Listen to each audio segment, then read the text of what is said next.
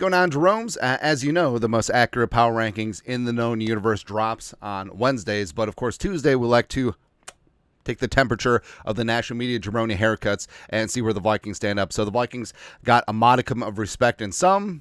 Others, maybe not so much. ESPN, the worldwide leader of viewers, have the Vikings at 4, up one spot from 5, and talked about biggest offseason contract situation to watch, slinging Sam Darnold. When the season began, no one thought the cost to sign Darnold for 2025 would be an issue for the Vikings. The team signed him to a one-year, $10 million contract to serve as a temporary starter this season until whichever rookie Minnesota drafted was ready to play. That was J.J. McCarthy, ending knee injury, blah, blah, blah, blah, blah, blah. Darnold's played so well, he ranks 4th in the NFL with 4,153 yards passing, 5th with 35 touchdown passes, and the Vikings now open-minded about bringing him back in 2025. Sources told ESPN the simplest and most probable route is a franchise tag, which, by the way, is not disrespect. It's part of the business, man, which is likely to be worth around $40 million. Do it. At this point, do it, right? If you're trying to be half pregnant, which you can be in this situation, do it.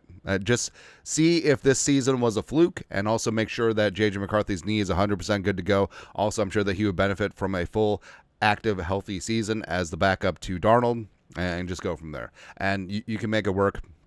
You can still be players in free agency. You can structure contracts. I trust Brzezinski. The Vikings will be perfectly fine. Next, The Athletic. Vikings up at 2. Ooh. Eyeball emoji. Last week there were 5. What's next? Deciding on a quarterback.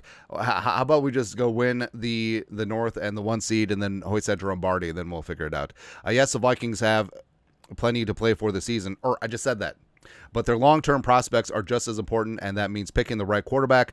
The suddenly super Sam Darnold or rookie J.J. McCarthy, who's drafted number 10 overall in April, will be the future despite suffering blah, blah, blah, blah, blah, blah. Darnold has been so good, 3rd in passing yards and 5th in passer rating, that it's going to be tough to let him walk, but where does that leave McCarthy? He can sit. Hey, if they deem that Darnold's the guy for the next couple of years, McCarthy can sit. That's how things used to be in the National Football League. Like, you draft a quarterback even in the first round, even high in the first round, and he would sit for 2, 3, 4 years. Right? Because then he would get seasoned and he would learn the offense. And then all of a sudden, when he's ready to rock and roll, you built a solid team around him. That used to be the blueprint. But now, since everything is now, in a microwave society, you just trot your rookie out there, which is kind of counterintuitive, because initially teams started doing that before the rookie wage scale, because you paid your quarterback an ass load of money and then you had to get your money's worth. Right? And it sort of ruined some of these young quarterbacks. But with the rookie weight scale, who cares? Honestly, who cares? I guess we'll see. CBS Sports got Pete Prisco getting Shorty.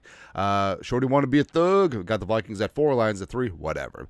They could even if the Lions lost to the Niners, I still think that a lot of power rankings have the Lions above the Vikings. Whatever. They continue to keep on winning. If they beat the Lions this week, they have the top seed in the NFC playoffs. That would be a heck of a season, especially since everyone and their mom, Prisco included, predicted the Vikings finish last in the NFC North division. Yahoo has got the Vikings at 5, the Lions at 4. Also, I hate that Yahoo counts it down like Rick D's in the weekly top 40. Get the hell out of here. Vikings.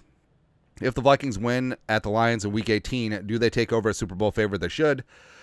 But it's okay. Keep disrespecting that. I love the hate card. They'd be 2 home wins from a Super Bowl, and the AFC bracket is probably harder to navigate than the NFC. Either way, this is probably the most underappreciated 14-win team in NFL history. Speaking truth, Frank Schwab.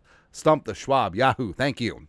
Your rankings suck, but thank you for the kind words. Sports Illustrated. I don't know if this is AI generated. Vikings at 4, they stay at 4. A switch to a man-heavy defense against the Packers threw a massive wrench into Green Bay's plans offensively. Also, that's why Stephon Gilmore and company were a little bit gassed at the end. It led to an enjoyable game. I like to call pause game pass during Vikings games just before the quarterback is about to throw and see if there's anyone open.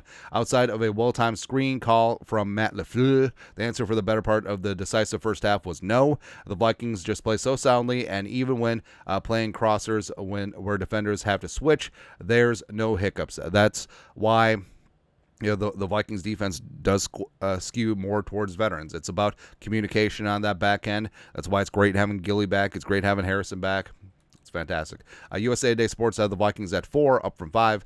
Give this team the respect that it's due. Give quarterback Sam Darnold the respect that he's due. Recognize that they're more than reasonable chance to pull that number 1 seed out from under the Lions at the 11th hour. And what a tough venue US Bank Stadium has become. Boo! Could this be the year they finally break through for their first Jerome Bardi Trophy? Yes. Just say it, yes. Then Pro Football Talk, Mike Florio, it's not a thermos, has the Vikings at 3. So he's actually had the Vikings above the Lions over the last couple weeks. This is the best and most balanced team the Vikings have had since the days of Fran Tarkenton, Chuck Foreman, and the Purple People Eaters. Oh, boy. And this might be the year they finally do what the Vikings of the 70s. I don't like this. Like Florio being a generational, self-loathing Vikings hater, that's where we made all the hay this season. Go back. Because guess what? If the Vikings slip up, not going to happen, but if all of a sudden Florio's going to be like, oh, I told you when I tell you, hope I'm wrong. Shut up. No, go back to hating because we don't want you. We don't need you. Right? And we were doing just fine when you were putting your thumb down on the scale the other way. Now, get the hell out of here. 33rd team, Vikings at 4. It's time to take the Minnesota Vikings seriously. Oh, Ray. Oh, the time was a couple weeks ago, but better late than never. They have won 14 games this season, and they could have easily been 15-1 if not for a game-winning field goal by the Lions. That's right. No one brings that up. Oh, what about that 2-point blowout that Lions fans keep talking about? Minnesota will have a chance to be the 1 seed in the NFC with a win against the Lions in Week 18, but regardless of that game, the Vikings are legit Super Bowl contenders. Damn frickin' Skippy. Lastly, NFL.com, Vikings at 4, up from 5.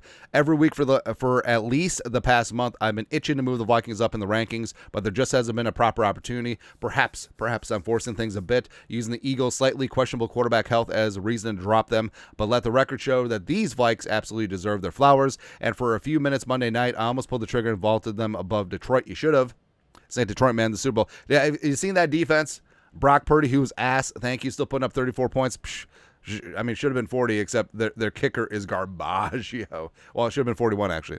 Minnesota's proven itself now. What a raucous post-game scene it was in the locker room after the dramatic victory over the Packers on Sunday, with Sam Darnold being shouted by his teammates for a brilliant season, even though Darnold played a little fast and loose in the final few minutes. Whatever. Opening the door slightly for Green Bay. Kind of more of the defense. No matter, the Vikings thoroughly outplayed the Packers for most of that game, and now it sets up for the most dramatic Week 18 showdowns imaginable in Detroit. Everyone says that, except I don't feel it. Right? It's just another game. It's just a business trip. Vikings going to go out there and whoop some ass. That's it. The stakes are massive, and the Vikings have earned their place on that vaunted stage. Damn freaking right. Woo! So the Vikings are getting just a smidgen of respect from the national media, Jabroni haircut, so it's finally good to see. But that's it. Your thoughts, our thoughts, comment section. You guys are the best. You know what to do. Skull, production value.